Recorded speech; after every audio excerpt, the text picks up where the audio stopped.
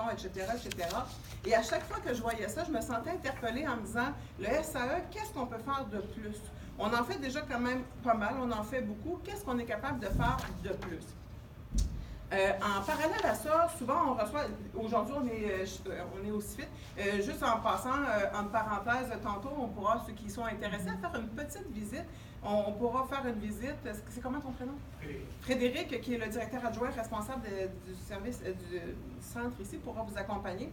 Mais on a des étudiants qui sont des étudiants finissants, mais il y en a quand même quelques-uns dans nos étudiants qui ne finissent pas leur parcours d'études professionnelles, qui vont commencer un parcours et pour toutes sortes de raisons, qui vont abandonner avant la fin, pas parce qu'ils éprouvent des problématiques au niveau académique, que ça devient un petit peu plus corsé, la deuxième année, c'est plus difficile, ils sont plus capables de continuer, ou encore qui ont acheté une voiture, qui ont un logis, puis ils ont besoin d'aller travailler rapidement pour être capables de payer leurs dépenses. Alors, il y en a plusieurs qui lâchent en cours de route, mais ils avaient déjà signifié leur intérêt au milieu de manufacturier en s'inscrivant à une première formation.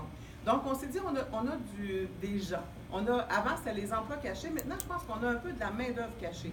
Il y a des gens qui ont commencé un parcours, qui ne l'ont pas terminé, qui sont rentrés dans une école secondaire par un programme particulier et qui sortent parce qu'ils ont atteint un âge, mettons, limite, mais qui n'ont pas nécessairement obtenu un diplôme. Et ces gens-là, il y en a plusieurs là-dedans qui sont volontaires, qui veulent travailler, qui veulent intégrer un emploi, qui se butent à des...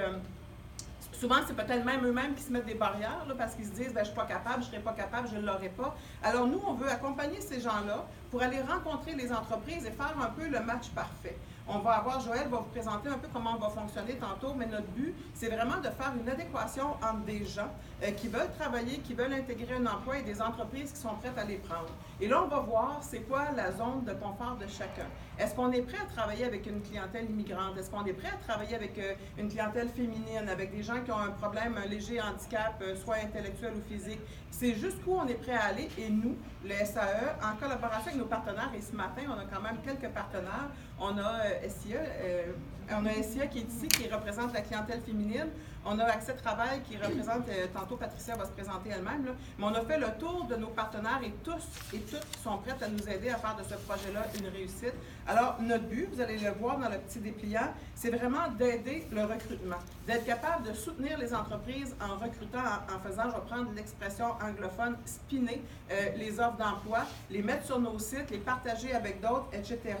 On va aussi aller faire un suivi téléphonique avec tous nos anciens étudiants qui ont abandonné pour voir ça tente-tu d'aller travailler en milieu manufacturier. On va faire le tour de tout ce beau monde-là. On va appeler tous les gens qui ont fait dans nos commissions scolaires un parcours particulier pour essayer de se monter une banque de données rapidement, une banque de noms. Et on va travailler en collaboration avec nos partenaires en employabilité pour être capable de le faire également. Donc, on va aider le recrutement et on va travailler en collaboration avec nos centres de formation professionnelle pour un peu courtiser les gens qui sont actuellement en formation à la veille de finir un diplôme d'études professionnelles. Ensuite, on va, le deuxième volet, tantôt Alain, qui est sur mon conseil d'administration, me disait, c'est ambitieux pareil le projet qu'on a. Oui, c'est ambitieux, mais en même temps, on aime ça les défis. Je pense qu'on est capable de le relever. Le deuxième projet, c'est vraiment de faire de la formation. Tantôt, Mme Christine Monfette va venir vous parler de ce qu'on fait, mais on est vraiment présent pour la formation. Souvent, là, on veut rentrer quelqu'un qui a travaillé ailleurs, dans un magasin, dans un resto, puis qui veut travailler maintenant en milieu manufacturier. On est capable de les accompagner par une formation de courte durée, c'est ce qu'on va aussi pouvoir proposer. Et également, on peut aussi accroître, parce qu'il y a deux façons d'avoir moins besoin d'individus, que la ressource humaine ait un impact moins grand. Une autre façon, c'est aussi d'aider par le numérique, le 4.0 qui est très à la mode, tout mettre en format numérique dans l'entreprise, donc on est capable d'accompagner là-dedans. J'avais toutes mes affaires de préparer, mais j'avais oublié l'acronyme. Peut-être que Véronique qui nous a... Où est-ce qu'elle est? Karine, parce que moi j'avais une idée, j'avais une très belle idée, puis eux autres ils me l'ont vraiment formaté. Mais quand on a dit staff, tu sais, staff c'est un anglicisme pour plusieurs, mais c'est pas un anglicisme, c'est un acronyme. Donc c'est soutien aux travailleurs dans l'accès à l'emploi par la formation et la facilitation des relations employeur-employeur. Donc, c'est pas un anglicisme, c'est vraiment un acronyme. On va quand même se garder le droit de dire staff, Et ce que j'ai vraiment aimé, quand on réfléchit à une idée et qu'on présente ça à des gens qui nous mettent ça en forme, le petit A, si vous le regardez, le petit A, c'est pour représenter des fois la clientèle avec laquelle nous, on veut travailler pour l'intégrer dans nos entreprises. Le petit A est un petit peu sur le travers comme une clientèle atypique.